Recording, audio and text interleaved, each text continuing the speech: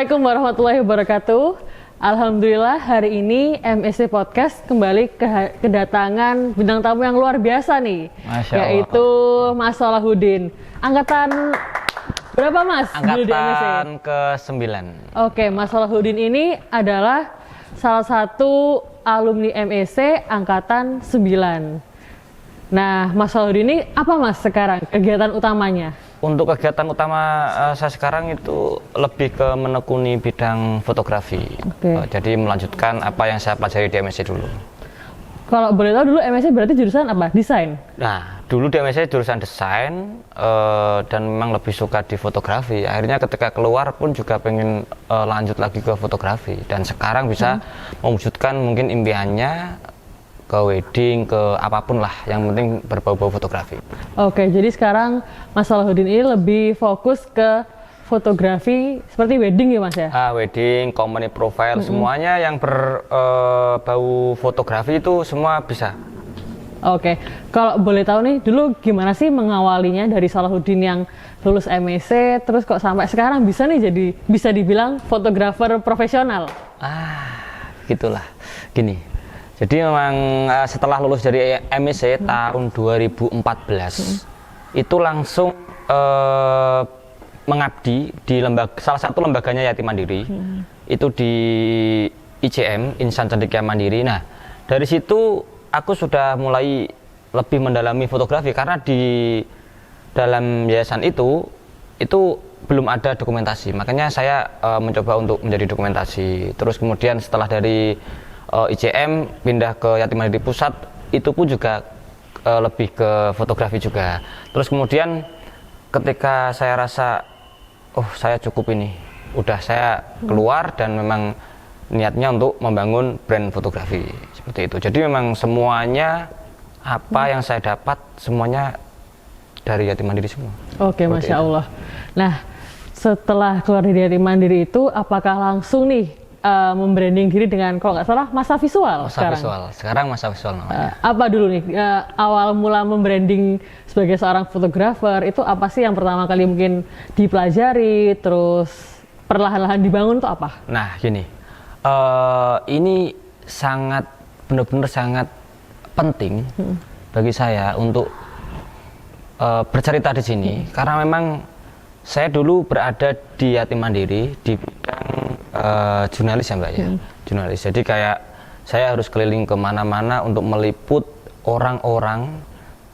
Nanti kita akan bantu, biasanya dibuat kebutuhan majalah. Nah, jadi setiap hari saya itu bertemu dengan orang-orang yang berbeda. Di situ itu sebuah tantangan karena memang dari Mbak Meta sendiri, dari tim majalah sendiri pun buatlah foto yang senatural mungkin. Ya, seperti itu. Itu bingung. Padahal kita itu kalau motret ya wis ala-ala aja, kalau apalagi masih awam itu ya seperti itu, susah. Nah, dari situ belajar. Nah, ketika kita sudah pernah bertemu dengan orang-orang yang berbeda, terus kita ingin kembangkan ke dunia wedding, itu lebih mudah ternyata. Awal-awal ke dunia wedding susah, karena memang, aku harus bisa pose seperti ini, aku harus bisa membuat foto seperti ini. Itu di pikiran itu susah, karena beda, di jurnalis sama di wedding beda. Nah, tapi ketika di wedding itu kita buat jurnalis, itu lebih asik. Karena wedding bukan hanya sekedar foto pose, tapi wedding adalah sebuah dokumentasi yang memang harus kita abadikan. Jadi memang prosesnya itu memang ya tetap berat. Keluar dari Yatim Mandiri itu pas PPKM. Wedding semuanya lockdown, nggak ada sama sekali, dan bahkan pun 1 minggu itu nggak ada uang sepeser pun. Sudah keluar dari Yatim Mandiri sudah nggak ada pemasukan sama sekali. Tapi aku yakin kepada pendirianku bahwa ketika kita sudah melangkah jauh dari rumah, merantau dimanapun kita berada, kita tidak akan pernah disusahkan yang namanya rezeki. Pasti akan, yang penting kita mau berusaha, seperti itu. Oke, jadi ilmu yang dikumpulkan, istilahnya mungkin kayak secara nggak sadar itu ilmu itu dikumpulkan ya Mas dari MSc, terus pernah di Yatim Mandiri, dan akhirnya sekarang terjun di dunia wedding fotografi. Nah, apa sih kesulitannya dalam melakoni dunia wedding fotografi ini? Kesulitannya mungkin bagi bagi saya selama ini saya terjun ke wedding setelah dari yatim mandiri itu 2 tahun. Itu justru tidak ada kesulitan karena sekarang di era digital seperti ini semua ilmu itu ada dimanapun. Ketika kita mau belajar pasti kita bisa. Yang penting jadilah diri sendiri. Ketika kita dimanapun kita berada, jadilah diri sendiri. Sistem tetap sistem, kita ikuti sistemnya. Di wedding kan ada kayak acara seperti ini, terus nanti inputnya seperti ini, kita ikuti aja sistemnya. Tapi cara merebrandingnya kita yang jadilah diri sendiri. Karena kalau kita menciptakan suatu hasil dengan rasa, dengan hati, maka orang yang menikmati pun juga akan menikmatinya dengan hati, dengan rasa seperti itu. Nah ini penting, ini penting. Jadi ibarat yang membangun diri saya hingga seperti ini hampir 50%-nya dari yatim mandiri. Karena memang saya SD, SMP, SMA itu nggak pernah tahu namanya kota, nggak pernah tahu. Jadi ketika setelah lulus dari SMA, terus itu dulu ditawari sama Pak Muklis, dari Pak Muklis, kamu kok nggak ikut tes? Waduh, saya nggak Pak, karena saya nggak minat. Ya udah kamu ikut tes dulu aja, nanti berkasnya nusul aja. Oke, saya ikut, akhirnya saya coba ikut. Nah, terus nggak lulus, teman saya lulus. Saya telepon lah sama Pak Muklis masih ada di telepon. Pak, kok saya nggak lulus, kenapa ini? Akhirnya, kamu minat bener ke MIC? Iya. Nah, baru di situ terus ya udah. Sebulan kemudian ada berita kalau saya lulus. Jadi setelah lulus itu saya ditempatkan di MIC Surabaya, teman saya di Seragen. Nah, seperti itu. Jadi masuk MS ini juga sebenarnya ada modal sedikit nekat karena kayak Pak kok nggak jadi, ya, nekat, bener-bener nekat. Padahal ditawarin kok nggak lolos. Gitu awalnya tuh antara minat dan nggak minat, tapi ketika nggak lulus tuh kayak perasaannya tuh kecewa. Loh kok nggak lulus? Padahal aku sama temanku itu loh lebih pintaran saya kayak gitu kan, pede. Tapi kok nggak lulus itu loh. Saya beranikan. Saya waktu itu kan memang dikasih nomor teleponnya Pak Muklis. Nanti kalau kamu nggak lulus, kamu telepon saya ya. Tak telepon lah Pak Muklis. Pak, saya kok nggak lulus ini gimana? Ya udah Mas, nanti tunggu bulan depan. Bulan depan tak cek lagi. Kok nggak ada. Terus ternyata muncul, dapat kabar saya lulus seperti itu. Nah kalau tadi itu kan mungkin kesulitan atau mungkin kemudahannya di dunia wedding ya Mas. Kalau aku lihat kan salah satu bagiku ya, kalau aku orang awam, salah satu kesulitannya fotografer wedding ini adalah kita nggak boleh kehilangan momen, bener nggak? Nah, bener. Apalagi kan wedding itu kita nggak bisa ngulang tuh. Itu gimana tuh? Ada tips and triknya nggak sih Mas? Berat. Di dunia wedding itu kita sebagai mungkin freelance fotografer yang tidak kebanyakan fotografer itu tidak ada landasan hukum tuh tidak ada. Nah, jadi sebagai seorang freelance, ketika misal kita motret momen kita nggak dapat dan dikomplain sama klien, itu kita nggak bisa apa-apa. Kita sudah salah. Kita itu sebagai freelance di fotografer wedding itu lebih dekat dengan hukum, lebih dekat dengan penjara. Aslinya lebih dekat dengan penjara. Karena klien itu bisa menuntut apapun. Nah, kita itu harus hati-hati. Makanya wedding itu real moment. Apapun kita harus abadikan. Nggak jangan mikir, nanti fotonya harus bagus, harus gini. Enggak. Pokoknya ada. Entah nanti yang masak di dapur kita potret, yang dimanapun kita potret, semuanya kita potret. Kalau emang capek, carilah freelance, bisa. Nah, makanya di wedding yang tidak ada landasan hukum, kita harus hati-hati menjadi freelance fotografer. Jadi juga harus jeli dan peka terhadap momen Mas ya. Nah, harus. Karena kadang itu pas ada momen yang bagus, tapi pas pengantinnya lagi ngapain juga harus bisa memilih mana momen yang lebih utama gitu. Nah, gitu. Jadi ya memang di wedding memang real. Kita kalau motret pasti fotonya puluhan, hampir ribuan lah, lebih. Kalau wedding yang Chinese itu lebih dari 10.000 itu bisa. Dalam sekali momen itu? Iya, karena Chinese itu pasti momen itu acaranya full dari pagi sampai malam. Kayak kemarin saya motret di Jakarta itu. Salah satu artis stand up comedy itu dari pagi sampai malam kita nggak duduk. Pokoknya kita harus menunggu momen terus. Jadi itu juga sebagai salah satu tantangan yang harus dihadapi kalau kamu menjadi profesional fotografer, ya harus siap gitu ya. Nah. Siap waktu, siap tenaga juga, Iya. siap nggak tidur. Nah, gini, cara gini di fotografer itu kayak ada tingkat-tingkatannya. Kalau misal masih di bawah, itu juga harus ada trik-triknya seperti ini. Kalau sudah di tengah, harus ada trik-triknya seperti ini agar kita bisa sampai di titik atas. Titik atas seperti siapa? Seperti Matra Suherman, nah Darwis kayak gitu Darwis. kan. Nah itu fotografer yang legend-legend. Kalau di wedding itu kalau mungkin sudah lama sih jenuh, pasti ada kejenuhan pasti.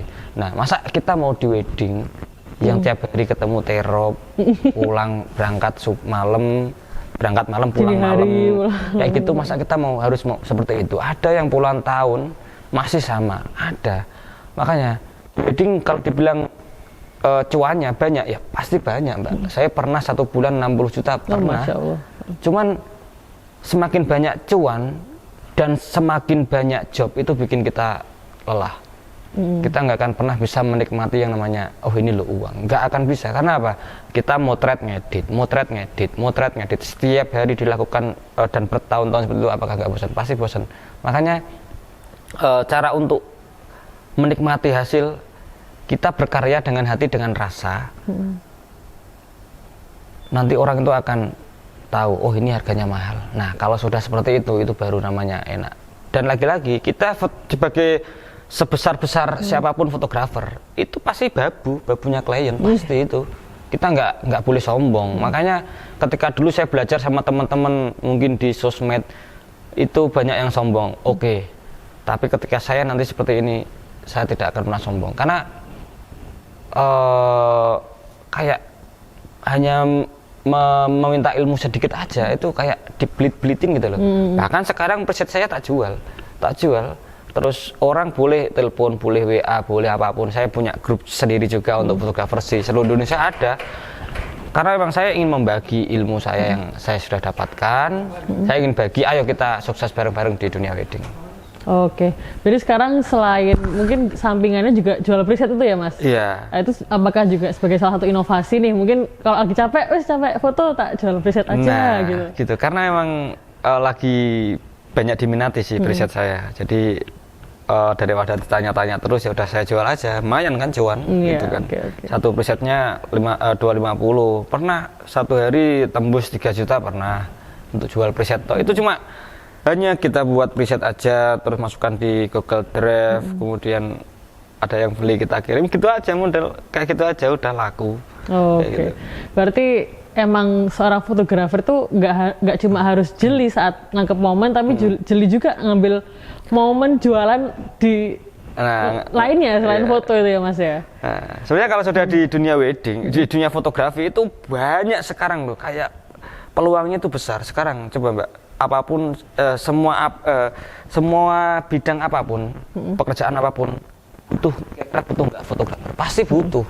Entah itu pakai HP, entah itu pakai apa, pasti butuh. Karena sekarang era digital seperti ini ya, itu memang lagi benar-benar banyak dicari fotografer. Bahkan konten kreator atau selebgram itu berawal dari dia hanya suka iseng-iseng motret, terus kemudian diabadikan buat konten, di share ke TikTok atau apa, jadi cuan loh. Gitu. Jadi yang punya HP, yang punya kamera, HP pun juga oke sih. Sekarang itu sudah tidak harus menggunakan kamera DSLR atau kita skillnya tinggi, tapi memang kita tahu peluang. Oke. Kalau sampai sekarang sendiri Mas Solah tetap belajar nggak buat upgrade atau skill up diri gitu? Harus tetap belajar. Kayak kemarin saya belajar ikut Fast Atelier di Jogja. Itu biayanya 6,5 itu Mbak. Yang dulu 5 juta. Dulu lagi saya itu pernah ke Bogor. Itu 15 hari Mbak. 15 hari hanya untuk belajar. Itu puluhan juta juga habis. Jadi memang tidak instan. Bahkan sekarang pun sudah seperti ini pun juga masih harus misal kita sewa model, sewa couple, kita potret di sini, itu juga masih kita lakukan dan itu salah satu marketing terbaik sih. Oke. Berarti meskipun sudah bisa dibilang profesional pun belajar itu nggak nggak boleh berhenti ya Mas, Iya, tetap harus kita upgrade diri, scale up, apalagi nambah soft skill. Nah kalau dari Mas Salahuddin sendiri, apa sih Mas yang paling berpengaruh nih di karir Mas sekarang? Apakah branding diri juga, kayak self branding itu? Nah, gini, dari awal memang dulu akun saya itu namanya masih nama saya, cuman karena saya ganti, akhirnya orang-orang tidak mengenal saya. Jadi personal branding saya untuk diri sendiri masih kalah sama personal branding masa visual. Okay. Nah, saya buat masa visual itu karena apa sebenarnya? Masa itu semua itu pasti ada masanya. Oke. Sekarang yang mungkin adik-adik kita yang di MSc itu lagi belajar, nanti masanya pun juga akan cemerlang juga ke depan. Saya berani jamin kok, alumni MSc yang masih di MSc itu ketika setelah lulus dari MSc dia berjuang di perantauan, saya yakin pasti akan sukses karena memang pendidikannya di situ sangat bagus. Bukan kita kalau pendidikan sih banyak ya, tapi pendidikan secara mental itu bagus karena pelatihannya di situ memang sangat keren sih. Cuman kalau untuk personal branding ya pasti Mbak, karena apa ya, tetap kita harus kesana untuk bertemu orang-orang agar orang-orang juga mengenal kita, dan itu salah satu personal branding yang saat ini sedang saya lakukan. Oke. Kalau menurut Mas Salah sendiri, ada nggak sih salah satu pengalaman di MSc yang berkesan yang akhirnya sampai sekarang bisa merubah Salahuddin yang dulu jadi Salahuddin yang sekarang? Pengalaman yang paling berkesan ya, jualan es di Kedulus aku.